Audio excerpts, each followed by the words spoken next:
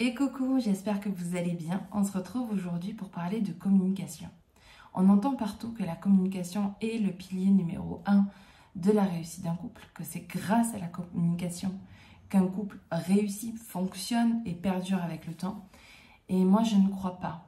Je ne crois pas que la communication soit un pilier, ou soit le seul pilier en tout cas. Bien sûr que communiquer, c'est important.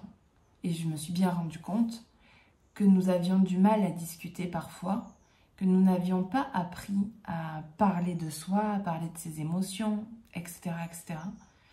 Et donc,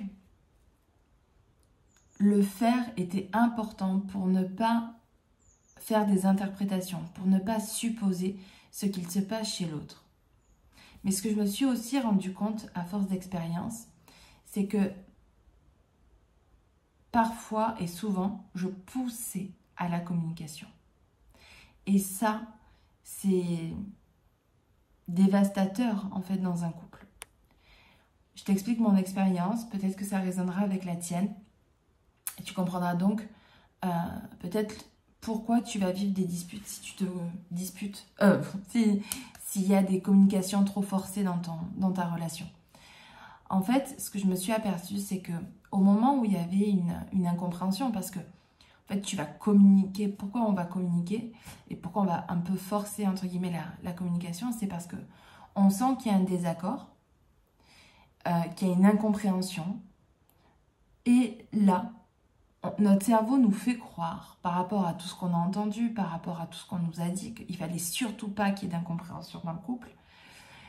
Le cerveau, en fait, va voir un danger, du coup, dans l'échange, et il va pousser à ce que le danger disparaisse.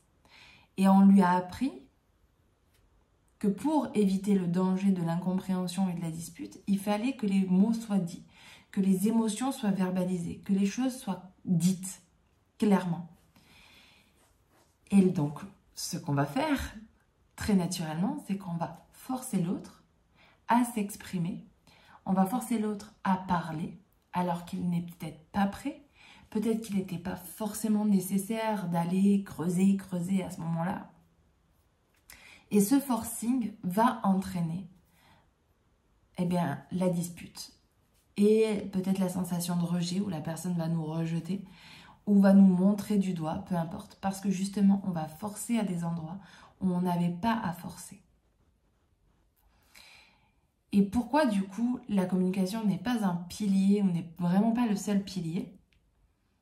Parce qu'on voit bien que là, dans cet exemple-là, et c'est ce que je me suis rendu compte, c'est que quand j'étais dans le forcing, je n'étais pas dans la relation.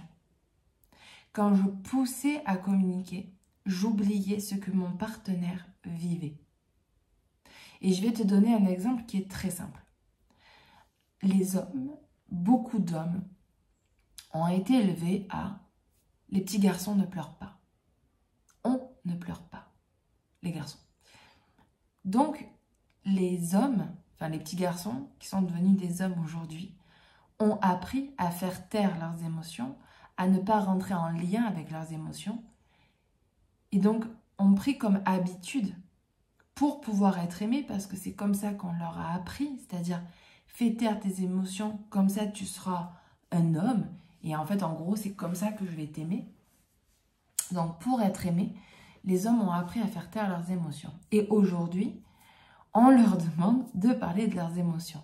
Donc ce qu'il se passe à l'intérieur de soi, c'est un vrai conflit, parce qu'il y a une part d'eux qui pense que pour être aimé, il faut faire taire leurs émotions. Donc ça c'est presque du registre de l'inconscient, parce qu'on touche à la fois l'individu et le collectif, parce qu'il y a énormément d'hommes qui ont été éduqués comme ça. Et aujourd'hui, on les met face à ça en leur disant « mais parle, parle, parle. Parle de toi, de ce que tu ressens, tout ça. » Et en fait, ils ne savent pas faire. C'est pas par une non-volonté, justement. Je veux dire, c'est pas parce qu'ils ne le veulent pas de manière consciente. C'est parce que inconsciemment, ils ont appris que pour être aimés, ils devaient faire taire leurs émotions. Et donc aujourd'hui, on se dit il faut communiquer pour le couple. Donc je vais forcer la communication avec toi. Sauf qu'en fait, je ne m'aperçois pas que je te mets dans une insécurité profonde. Et là, c'est là où on se dit, wow, c'est quoi du coup le plus important pour sécuriser la relation? Qu'est-ce qui est finalement important? Eh bien, la chose la plus importante, c'est la régulation neuro-émotionnelle de chacun. Qu'est-ce que c'est? Nous avons tous des émotions à l'intérieur de soi. Nous avons tous, nous ressentons tous ça. Et ce n'est pas grave, au contraire. Bien au contraire, c'est-à-dire que si tu penses que c'est pas trop grave, tu te trompes. Avoir des émotions, ressentir des émotions, c'est ce qui te fait que tu es vivant. Ça fait de toi un être vivant. Donc, avoir des émotions n'est pas un problème. Par contre, ne pas savoir les réguler, c'est un problème. Et on voit bien, par exemple, un enfant, moi je vois par exemple mon fils, tout à l'heure, il était en train de faire ses Legos, où en fait il ouvre sa boîte à Lego, il ne trouve pas ses Legos, et là, émotion, surcharge, etc. Et c'est là où on aurait dû, nous aussi, moi je sais que je n'ai pas fait partie de cette génération, on m'a appris à gérer mes émotions. Ce que j'explique à mon fils, c'est, je lui explique ce qui est en train de se passer à l'intérieur de lui, je dis voilà, tu as une montée d'émotions, il y a quelque chose qui se passe dans son corps, il y a une flamme qui surgit, et bien maintenant tu vas apprendre à souffler pour la réguler, parce qu'après tu vas mal me parler, tu vas... Voilà. Donc tu vas apprendre à calmer et à regarder calmement et à mettre des mots sur ce que tu ressens pour que je comprenne ce que tu vis. Et je l'accompagne du mieux que je peux, je suis vraiment pas non plus au top du top par rapport à ça. Mais j'ai conscience que la réactivité doit être maîtrisée. C'est pas l'émotion qu'il ressent qui doit être enfouie. Je dois pas lui dire arrête de ressentir parce que ça ne marche pas. Il le ressentira quoi qu'il arrive. Par contre, là où je peux l'accompagner, c'est régule. Et ça, c'est ce que tu dois apprendre. Parce que quand tu cherches à communiquer avec ton partenaire, il va se passer pour toi un peu la même chose que pour mon fils. C'est-à-dire qu'il y a une montée émotionnelle qui monte, une montée émotionnelle qui va prendre part dans tout ton corps et qui va te pousser à aller communiquer. Parce qu'il faut sauver la relation, parce qu'il faut absolument communiquer, parce que sinon ça veut dire que... Et là, rebelote, tu es en train de revivre une blessure, la peur qu'il te rejette, la peur d'être incomprise, la peur de ne pas être reconnue, et bam, et bam, et bam. Et tout ça fait que rebelote à nouveau. Tu vas revivre une blessure à l'intérieur de toi. Et là, la vie te repropose une opportunité de guérir. Parce que là, tu vas passer dans le syndrome du sachant. Je sais que pour arriver à, il faut. Ok, mais est-ce que tu as la maîtrise de ça? Est-ce que tu as pleinement la maîtrise? Eh bien, et c'est là où on redevient un élève, malgré le fait qu'on sache plein de choses.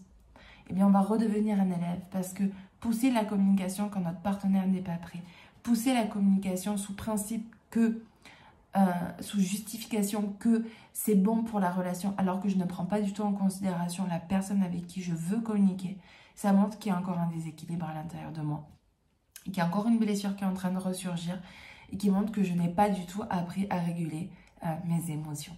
Voilà. Donc, si ça te parle, eh bien, bienvenue au club, parce que nous sommes toutes là-dedans, moi y compris, et j'apprends aussi encore et toujours à réguler mes émotions. Et je pense que c'est important de comprendre que c'est un chemin, qu'on a le droit de se tromper, que ça ne veut rien dire de soi, et qu'on est tous en chemin. Voilà. Et si tu as envie d'aller plus loin, comprendre en fait ce qui se joue en ce moment dans ta relation, je t'invite à prendre contact avec moi pour qu'on échange ensemble. Je te laisse mes coordonnées dans la description et je te dis à très bientôt.